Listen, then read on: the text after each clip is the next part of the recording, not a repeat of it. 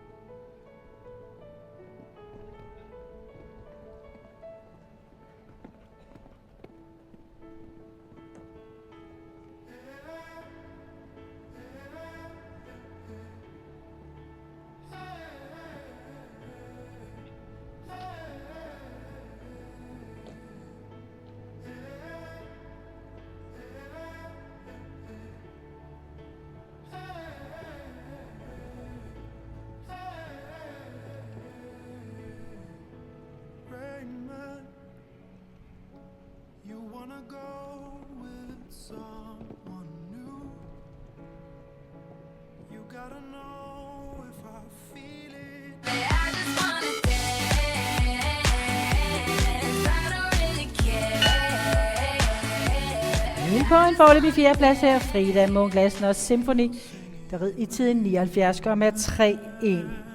Vi har 3 rytter tilbage og byder nu velkommen til start nummer 43, Karen Møller Rode og Veline Ask. Veline Ask er en hoppe efter Todd og Prins Ask med Legemar som morfar.